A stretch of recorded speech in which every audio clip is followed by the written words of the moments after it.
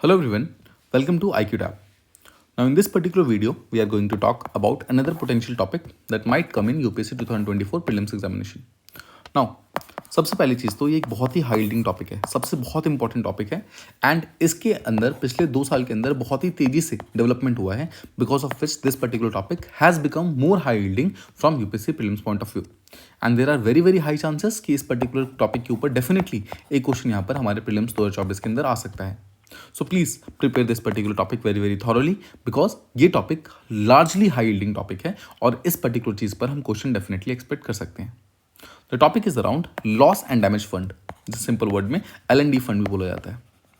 समझते हैं L&D fund क्या है. सबसे पहले तो देखिए, लॉस एंड डैमेज फंड जो है वो क्लाइमेट चेंज से रिलेटेड है. हल्का समझते हैं कि एग्जैक्टली क्या हो रहा है.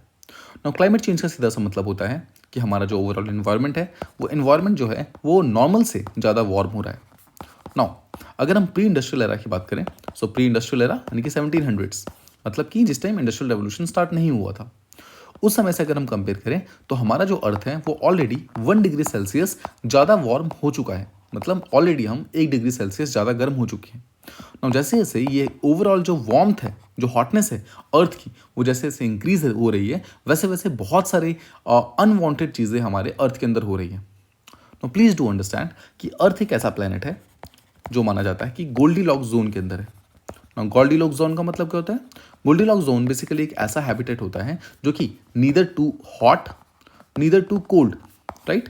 एक ऐसा इन्वायरमेंट जो कि एक बैलेंस प्रोवाइड करता है हॉटनेस एंड कोल्डनेस के बीच में, जहां पर एक्चुअली ऑर्गेनिज्म सर्वाइव कर सकते हैं, जहां पर ह्यूमैनिटी सर्वाइव कर सकती है, राइट. इसीलिए इस पर्टिकुलर जो अर्थ है हमारा उसको गोल्डीलॉक्स जोन बोला जाता है और माना जाता है कि अर्थ एक ऐसे मतलब एक ऐसे प्लेस में है जहां पर हम actually as a humanity survive कर सकते हैं, ऑर्गेनिज्म सर्वाइव कर सकते हैं.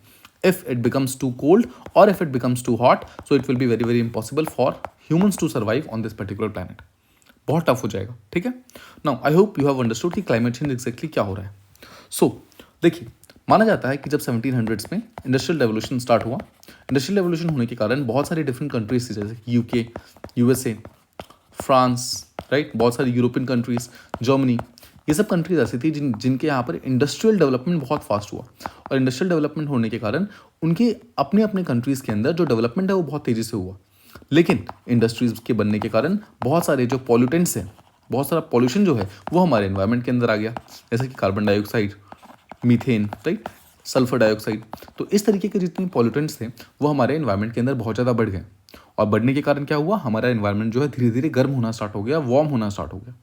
नाउ जैसे जैसे हमारा क्लाइमेट चेंज इंक्रीज हो रहा है वैसे वैसे ये जो हमारा अर्थ है वो इनहैबिटेबल बनता जा रहा है, मतलब कि ह्यूमन के रहने के लायक नहीं रहा. मतलब इस तरीके से हम उस रास्ते पे जा रहे हैं.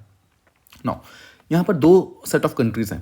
एक कंट्री होती है डेवलप्ड कंट्रीज़ जो कि ऑलरेडी डेवलप हो चुकी है, जिन्होंने इंडस्ट्रियल रेवोल्यूशन का सही तरीके से इस्तेमाल किया, पॉल्यूशन करते करते भी उन्होंने खुद को डेवलप कर लिया. और दूसरी है जो कि डेवलपिंग कंट्रीज़ हैं, जो अभी भी खुद को डेवलप करने पे लगी हुई हैं. उनका इंडस्ट्रियल रेवोल्यूशन में बहुत ज़्यादा हाथ नहीं था बिकॉज या तो उनके पास उस टाइम प्रॉपर टेक्नोलॉजीज़ नहीं थी या फिर वो खुद एक कॉलोनी हुआ करती थी इन कंट्रीज़ की, डेवलप्ड कंट्रीज़ की, जिसके कारण उस समय ये खुद को डेवलप नहीं कर पाए. सो आई होप आप समझ गए. 2 सेट ऑफ कंट्रीज़ हैं, developed countries and developing countries. Developed countries वो हैं जो कि ऑलरेडी खुद को इस्टेब्लिश कर चुके हैं, खुद को डेवलप कर चुके हैं और जिन्होंने इंडस्ट्रियल रेवोल्यूशन करके बहुत सारा पॉल्यूशन इन्वायरमेंट के अंदर जमा कर दिया है. डेवलपिंग कंट्रीज़ वो हैं जो अभी भी खुद को डेवलप करने की कोशिश कर रहे हैं, मतलब इनका क्लाइमेट चेंज के अंदर कॉन्ट्रीब्यूशन बहुत कम है. सो अगर मैं सिंपल वर्ड्स में कहूँ तो जो डेवलप्ड कंट्रीज़ हैं उन्होंने क्लाइमेट चेंज को करने में काफ़ी ज़्यादा योगदान दिया है, मतलब इनके कारण ही माना जाता है क्लाइमेट चेंज काफ़ी तेज़ी से बढ़ा है. और जो डेवलपिंग कंट्रीज़ हैं उनका बहुत ज़्यादा भागीदारी या फिर योगदान नहीं रहा है क्लाइमेट चेंज के अंदर, बिकॉज ऑब्वियसली वो खुद को डेवलप करने के लिए इंडस्ट्रीज़ बना ही नहीं पाए. आई hope this much is clear. अब समझते हैं लॉस एंड डैमेज फंड क्या है. माना जाता है कि जितने भी डेवलप्ड कंट्रीज़ हैं, ऐसे कंट्रीज़ जो कि इंडस्ट्रियल रेवोल्यूशन करके खुद को डेवलप कर चुके हैं, उनको कुछ पैसे मॉनेटरी कंपनसेशन के फॉर्मेट में देना चाहिए. किसको? डेवलपिंग कंट्रीज़ को. मतलब कि जो ऑलरेडी डेवलप हो चुके हैं उनको कुछ पैसे देने चाहिए डेवलपिंग कंट्रीज़ को, बिकॉज जो ये डेवलप्ड कंट्रीज़ हैं, इन डेवलप कंट्रीज़ के कारण ही इतना सारा पॉल्यूशन आ गया है कि अब हमें कोल का इस्तेमाल बंद करना पड़ रहा है, सल्फर का इस्तेमाल बंद करना पड़ रहा है, पेट्रोल का, डीजल का, फॉसिल फ्यूल्स का, इन सब का इस्तेमाल बंद करना पड़ रहा है, जिसके कारण जो डेवलपिंग कंट्रीज़ हैं वो अब खुद को डेवलप नहीं कर पा रही हैं. सो अगर डेवलपिंग कंट्री से खुद को डेवलप करना है तो उनको अब क्लीनर फ्यूल चाहिए, क्लीन टेक्नोलॉजीज चाहिए, और क्लीन टेक्नोलॉजी, इनके पास इतना पैसा है ही नहीं कि ये क्लीन फ्यूल और क्लीन टेक्नोलॉजी के अंदर इन्वेस्ट कर सके। सो जो डेवलप्ड कंट्रीज हैं उनकी रिस्पॉन्सिबिलिटी बनती है कि इनको पैसा प्रोवाइड करें, बेसिकली इनको मनी प्रोवाइड करें, सो दैट जो डेवलपिंग कंट्री है वो क्लीनर फ्यूल और क्लीनर टेक्नोलॉजी की तरफ आगे बढ़ सके, सो दैट वो फॉसिल फ्यूल का इस्तेमाल ना करे, सो दैट वो कोल का इस्तेमाल ना करे, ताकि जो हमारा एनवायरनमेंट है वो और ज़्यादा डैमेज ना हो। ठीक है, इसी को बोलते हैं loss and damage fund.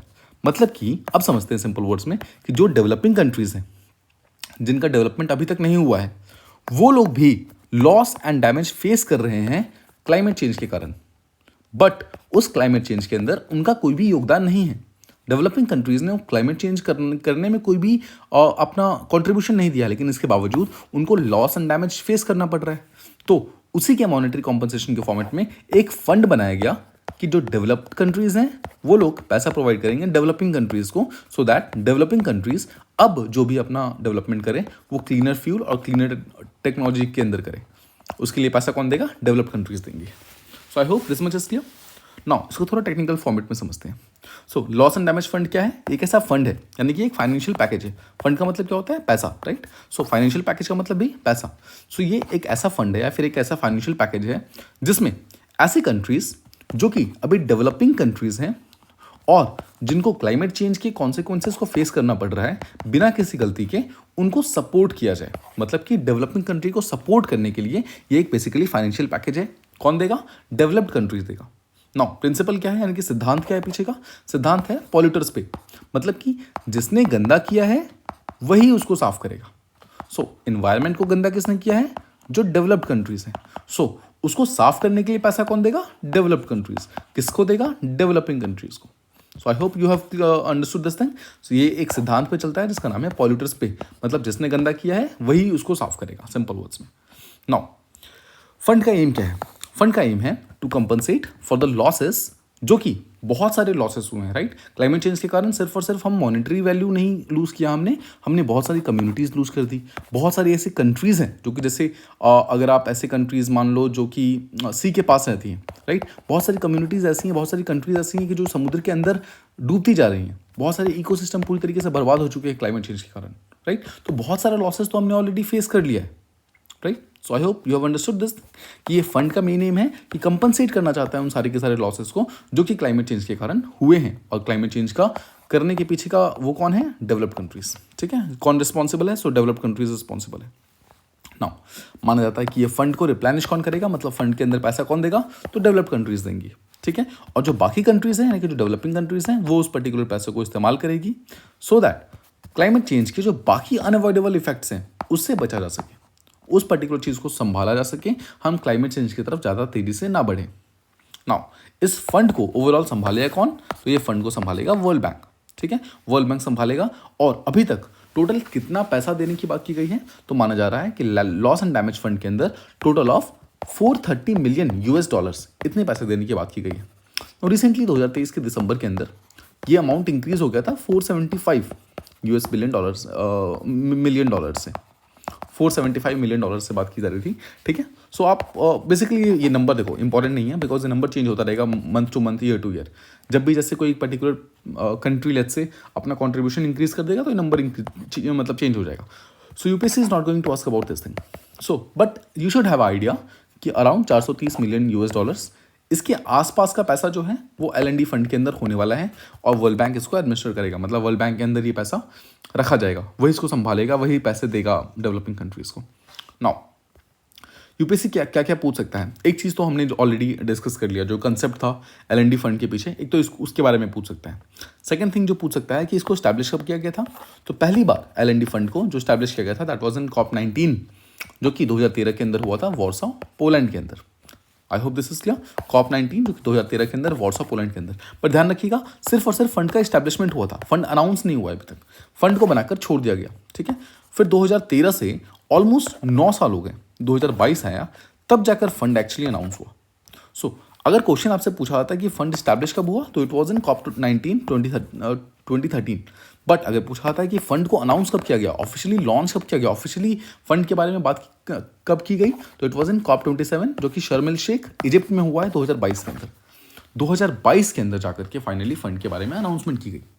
Now fund को फाइनली लॉन्च कब किया गया, तो फंड को लॉन्च किया गया कॉप 28, यानी कि रिसेंटली 2023 में जो दुबई में कॉप हुआ है, उसमें जाकर इस पर्टिकुलर चीज़ को लॉन्च किया गया है।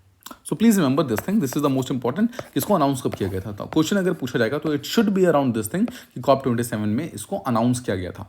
I hope you understand. Establish किया गया कॉप 19 में, अनाउंस किया गया कॉप 27 में, और फाइनली लॉन्च किया गया कॉप 28 में।